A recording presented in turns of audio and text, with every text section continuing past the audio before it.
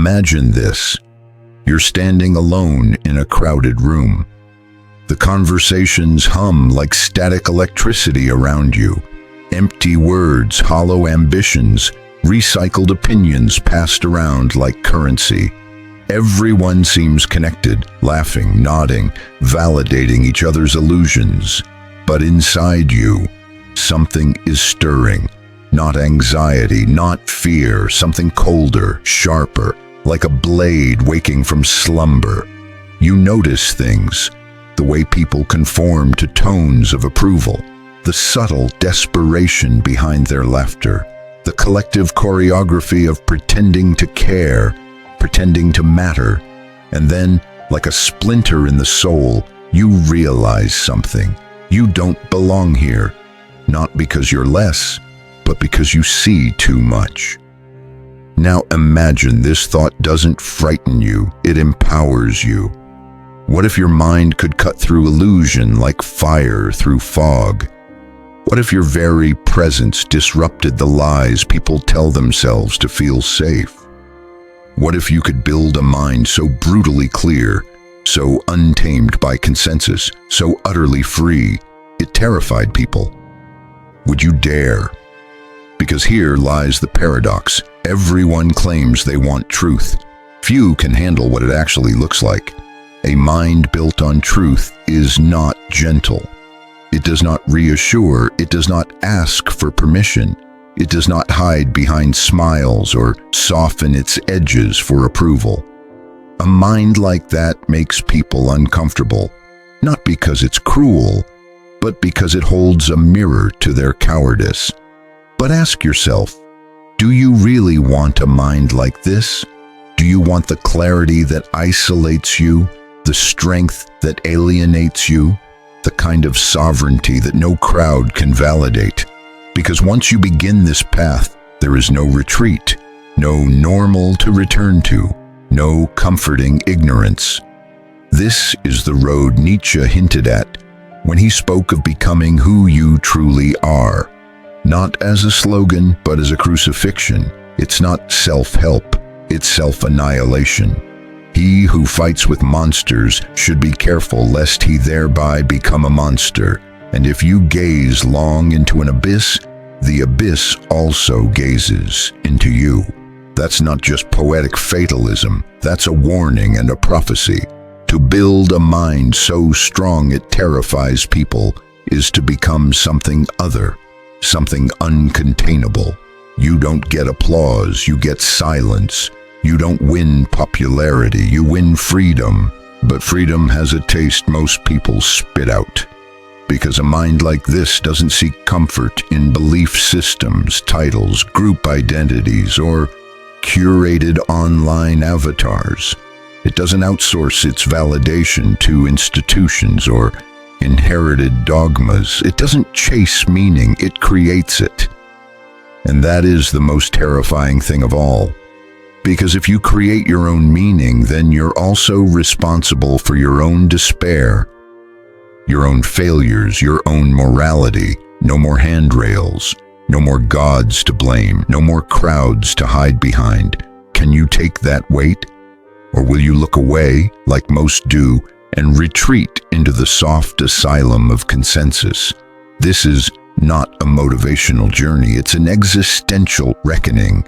The goal is not to win in society's game, it's to break the game, to become so fundamentally untamed in your thinking that your very gaze becomes confrontational. You won't even have to speak. They'll feel it in the way you pause before answering, in the way you don't laugh when everyone else does, in the questions you ask that have no polite answers. A strong mind isn't loud, it's surgical. It doesn't need to dominate because it has no interest in proving itself. It simply is, a force of psychological gravity that makes others feel their own emptiness more vividly in its presence. Do you see now why it terrifies them? You'll see it in their eyes. The flicker of discomfort, the polite nods, the sudden need to check their phone or change the topic. People fear what they can't categorize, And a mind built from first principles, a mind that obeys no herd, cannot be categorized. So again, I ask you, do you truly want this? Because to walk this path is to burn the bridges that led to your old self, to challenge the narratives handed to you since childhood, to stare into the abyss of your own conditioned mind and tear it apart piece by inherited piece. But if you still feel drawn toward this edge, if something primal in you stirs at the idea of becoming mentally untouchable, sovereign and unshakable, then prepare yourself. You are about to discover the hidden war being waged against your mind and why so few ever escape it. You weren't born weak. Your mind didn't begin soft. You didn't enter this world asking for approval or fearing rejection. That was all taught to you slowly, methodically, and with such precision that you thought it was you. The first tragedy of your existence was the domestication of your inner world. Before you even had the words to understand what was happening, the shaping had already begun. Approval became food. Disobedience became sin. Silence became survival. And in that conditioning, you inherited a prison you couldn't see, because everyone around you was already living inside it. Carl Jung called it the collective unconscious, a sea of inherited fears, roles, myths, and symbols passed down not just through culture, but etched into your very biology. You absorbed not just language, but frameworks, mental scaffolding that told you what was safe to think, who you were supposed to be, what it meant to be good, valuable, accepted. But ask yourself, by whose standard? You learned quickly that the greatest danger wasn't physical death, it was social death, rejection, isolation, to be laughed at, dismissed, or deemed too much. These were the invisible knives that kept you small. You learned to round your edges, to silence your instincts, to dress your hunger in politeness and your questions in fear. Arthur Schopenhauer once remarked that a man can be himself only so long as he is alone. If one does not love solitude, one does not love freedom, because when you are alone, there is no one to perform for, no eyes to tailor your soul to, but you were raised in performance, indoctrinated in mimicry. Even your suffering was taught. Aldous Huxley warned of this when he wrote of a world where people would be enslaved not by pain, but by pleasure, controlled not by tyranny, but by comfort, conditioned to love their servitude. In such a world, the strong mind is not the one who adapts. It's the one who resists adaptation. This is the hidden problem. Your chains are internal, invisible, psychological, philosophical. You were handed a self, a name, a gender, a history, a tribe, and you accepted it as truth. But what if that identity is the first and greatest lie? What if the mind you're protecting isn't truly yours, but a puppet built from borrowed fears? Jean-Paul Sartre called this the anguish of freedom. Once you realize that nothing is determined, that you are condemned to be free, there is no one left to blame. No parent, no God, no society. Just you, alone with the terrifying responsibility of authorship. Most people run from this. They cling to ideologies like oxygen masks. They surrender to roles: father, mother, good citizen, loyal follower, productive worker, not because they are inherently meaningful, but because they protect them from the abyss of unfiltered thought. Nietzsche knew this better than anyone. He saw that the average person lives behind a mask of civility, not out of virtue but cowardice. That morality is often nothing more than fear dressed in ritual. That the herd doesn't value truth, it values harmony, obedience, and predictability. You were shaped to conform to the herd, not for your benefit, but for theirs, because a mind that questions everything is a threat to every system built on unexamined beliefs. Religion, politics, family, even friendships, all of them subtly require you to not think too deeply, to not stare too long, to not ask the kinds of questions that unravel polite fictions. But you've felt it, haven't you? That quiet dissonance, that strange guilt when your thoughts stray too far from what's accepted, that tension between what you feel and what you're allowed to express. This is not your weakness. This is your awakening. Viktor Frankl, imprisoned in Nazi death camps, still found a freedom that could not be touched. Everything can be taken from a man but one thing, he wrote, the last of the human freedoms to choose one's attitude in any given set of circumstances. In the face of horror, he realized, the mind is the last sovereign territory, but sovereignty demands sacrifice. You cannot build a strong mind on unexamined assumptions. You cannot be free if you still crave applause. You cannot be unshakable if your beliefs were handed to you by people too afraid to question their own. And here's the most brutal truth. Most people don't want to be free. They want to feel free while remaining caged. They want the illusion of choice, the comfort of groupthink, the security of external validation. Because true freedom is lonely, and the strong mind is, by nature, a solitary creation. So where does that leave you? Caught between two worlds. The world of conformity, which offers comfort but demands your soul, and the world of mental sovereignty, which offers truth but demands your courage. If you're beginning to feel the ache of that tension, you're not broken, you're waking up. But awakening is not enough. Many awaken and fall back asleep, sedated by familiarity. To build a mind that terrifies people, not out of cruelty but clarity, you must go deeper.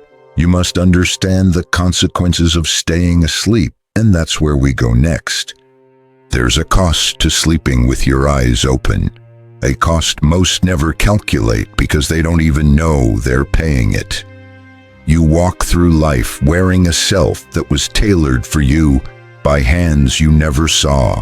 You speak in dialects you didn't choose. You dream dreams that were implanted by teachers, media, expectations, dead ancestors, and the invisible cathedral of society. And yet you call it you. You mistake this patchwork for your true identity. But the real you has been buried, not murdered, buried, still alive, gasping beneath layers of conditioning, suffocating under what Nietzsche called the morality of the herd. And that burial comes at a price. At first, the cost is subtle, an ambient dissatisfaction, a quiet restlessness that surfaces in the cracks of your daily life.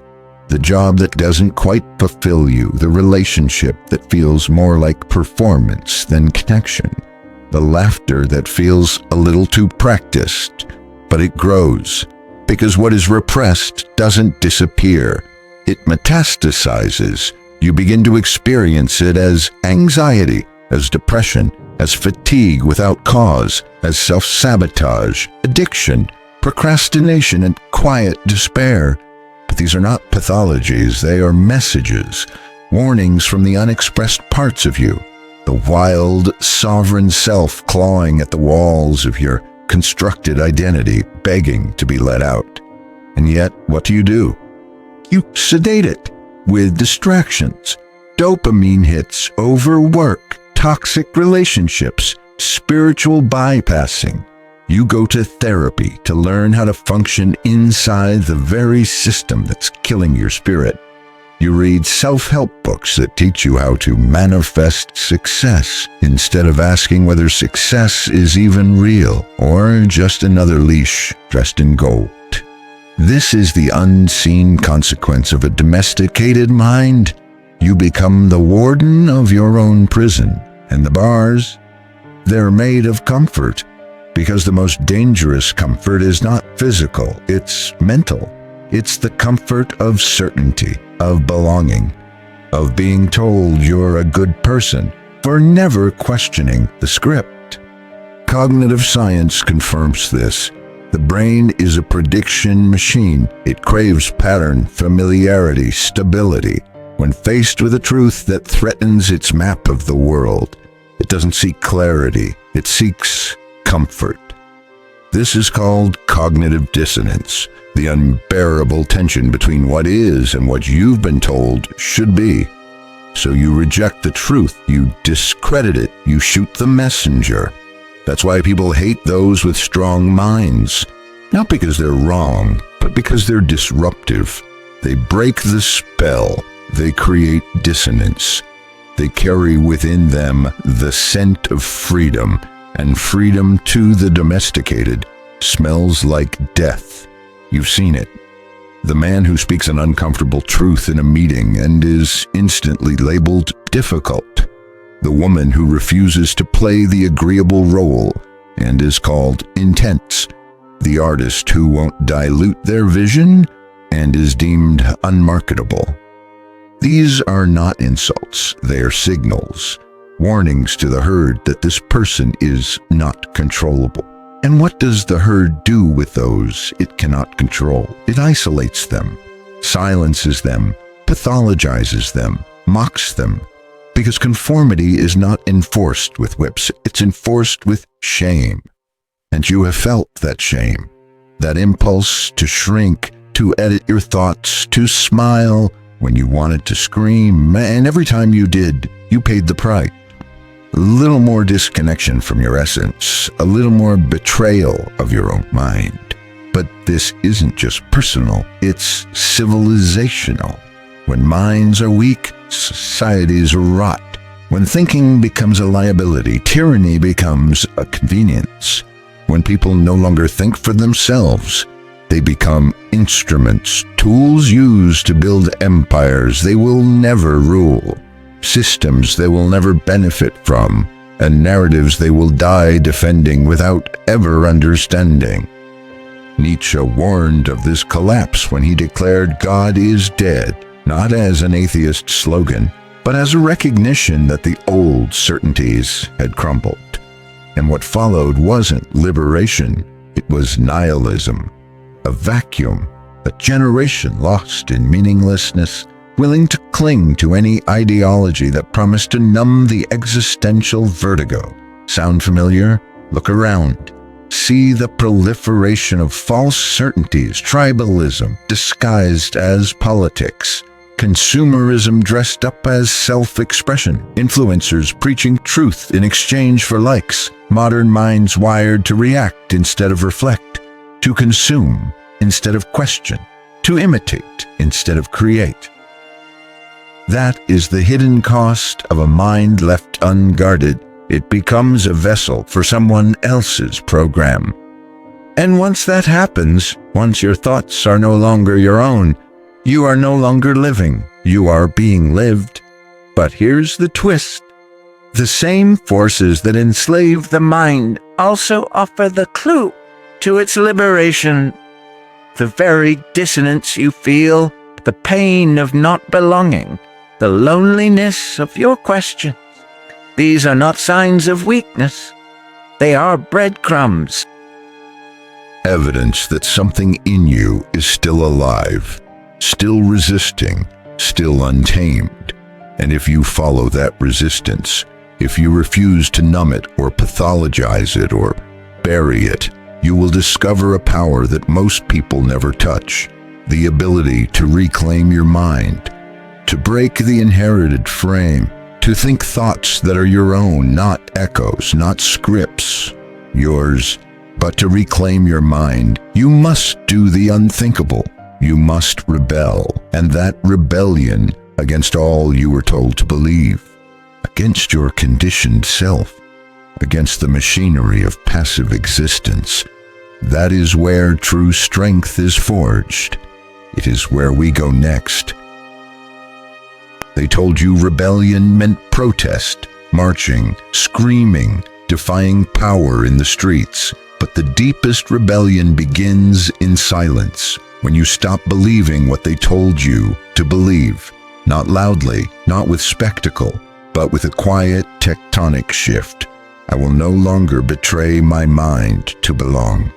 That's the spark, and it's more dangerous than a revolution, because the most subversive act in a world addicted to noise, obedience, and distraction is to think clearly. To build a mind so strong it terrifies people, you must first do what most never dare. You must become the architect of your own consciousness. That means war, not with others, with the false self, that version of you who plays nice, who smiles when something inside is dying, who chases titles instead of truth, who says, "I'm fine," when your soul is starving. The mask must burn, and it will hurt, because that false self has protected you, earned you praise, made you acceptable. You will grieve its death, but grieve fast, because the longer it lives, the longer you stay enslaved. Nietzsche didn't preach rebellion for drama. He spoke of the Übermensch, the overmen, as a human who has transcended herd morality, a being who no longer lives by the borrowed values of the culture, but forges new meaning through will, risk, and suffering. But how? You don't become sovereign by memorizing quotes or chanting affirmations. You become it by doing the work most people run from. 1. Question everything, especially what feels comfortable. Start with the beliefs you inherited. What do I think success is? Why do I feel guilt when I rest? Who benefits from me fearing failure? Trace every belief back to its origin. If you didn't choose it consciously, it's not yours. Jean-Paul Sartre spoke of bad faith, the condition of lying to oneself to escape freedom. Most people live in bad faith, pretending they're powerless just to avoid responsibility. Refuse that luxury. Tell yourself the hard truths, even when it shatters you. 2. Develop inner authority. You've been trained to look outward for approval, for identity, for truth. Break that reflex, turn inward and ask, does this feel true to me? Not comfortable, not popular, true. Hold the question like a sword. If your instinct says no, even if the entire world says yes, you choose no. That's inner authority. It's not arrogance. It's allegiance to something deeper than consensus, your own sovereign perception. 3. Reclaim solitude. Solitude isn't loneliness, it's a sanctuary, a forge, a crucible for clarity. Nietzsche walked for hours alone each day in the mountains. Jung retreated to a stone tower in the woods. Frankl found mental freedom in a concentration camp. Why? Because solitude strips away the noise, and only in that silence can you hear what is truly yours. Spend time in brutal, uninterrupted aloneness. No distractions, no stimulation, just you, your mind, and the voices you've tried to avoid. Let them speak. Let them accuse. Let them cry. Then let them go. 4. Embrace psychological violence toward the false self. This is not self-love in the Instagram sense. It's self-respect at the level of principle. And it is violent because you are dismantling an entire identity. You will feel torn between your old self and the one trying to emerge. You will feel fake, lost, like everything you knew is falling apart. Good. That's the sign you're getting close. Carl Jung called this the shadow confrontation, the moment when you face the parts of yourself you've rejected, not to destroy them, but to integrate them. Power, anger, desire, selfishness. These are not your enemies when owned consciously. They become tools of transformation. The domesticated self seeks to be nice. The sovereign self seeks to be whole. 5. Stop speaking for approval. Your words are sacred. Stop leaking them for validation. Say less. And when you do speak, let it be real. People will flinch. Some will distance themselves. Let them. That's the fire separating signal from noise. Because once you stop conforming, you'll see how fragile most relationships are, built not on truth, but on performance. Let them fall apart. The ones who remain are the ones who never needed the mask. 6. Cultivate fierce discernment. Not everything deserves your attention. Not every emotion needs a response. Not every opinion is worth arguing with. A strong mind is a disciplined mind. Learn to say no. Learn to walk away. Learn to protect your clarity like a fortress under siege. This is not coldness, it's devotion to your own integrity. 7. Become the artist of your own meaning. The herd needs external structure, religion, politics, cultural scripts. The sovereign builds inner structure. You must become your own philosopher, your own myth maker, your own ethicist. Ask yourself, if I were the last human alive, what kind of life would I still find meaningful? Live that. This is rebellion, not in noise, but in alignment, not in rage, but in ruthless clarity. The world will not hand you this power. It will punish you for claiming it. But once you taste it, you will never trade it again. You will walk through rooms with a gaze that unnerves people, not because it's cruel, but because it's free. And nothing terrifies the conditioned more than someone who needs nothing from them. But even here, we haven't reached the end. Because beyond rebellion lies something even more powerful. Not just the breaking of illusion, but the discovery of a deeper truth that makes sense of all the suffering, the solitude, the war within.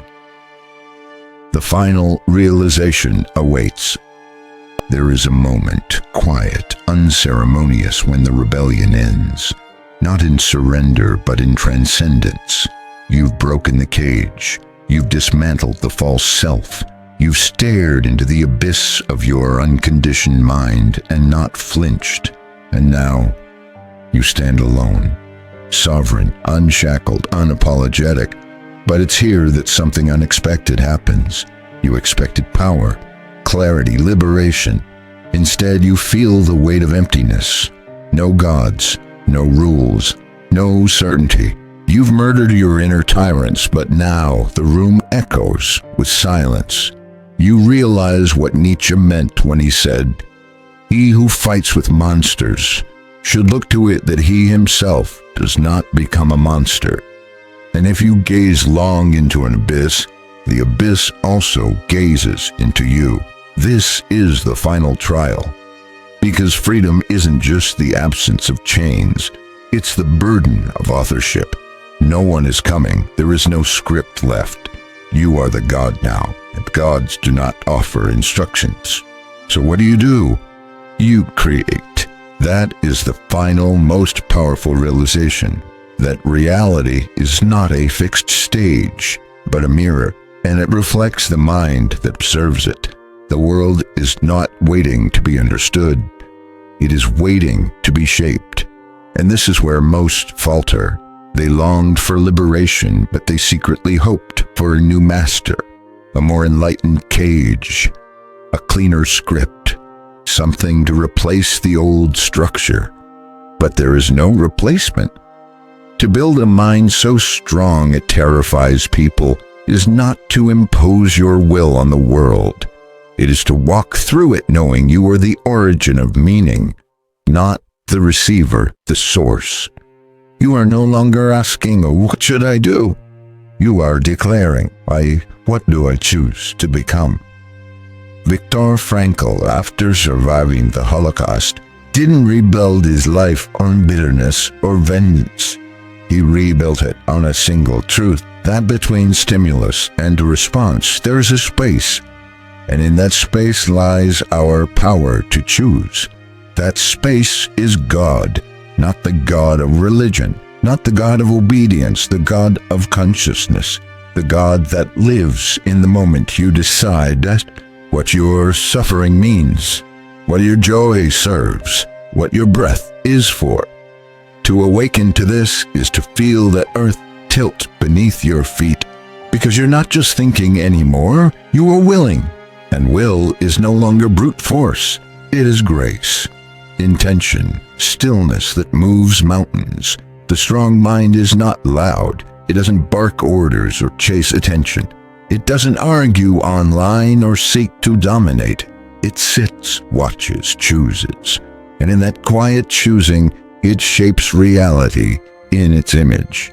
Now you understand why the herd fears it, because such a mind cannot be seduced. It cannot be bribed with praise, bullied by shame, or manipulated by fear. It doesn't crave agreement. It doesn't chase love. It is love because it is whole, self-sourced, undivided. Such people radiate something rare. Presence, not performance, not personality, not charm, just being. And presence, real presence, makes people uncomfortable. Why? Because it reveals. It shows them what they're not.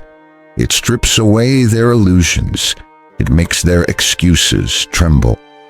When you embody truth, you don't need to say a word. It echoes from your posture, your silence, your gaze.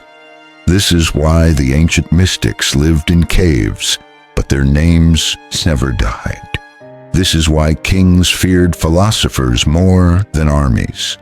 This is why the world forgets celebrities but remembers rebels of the soul.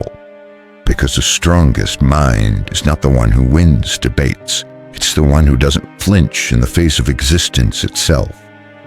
You are not here to win, or please, or be understood. You are here to become.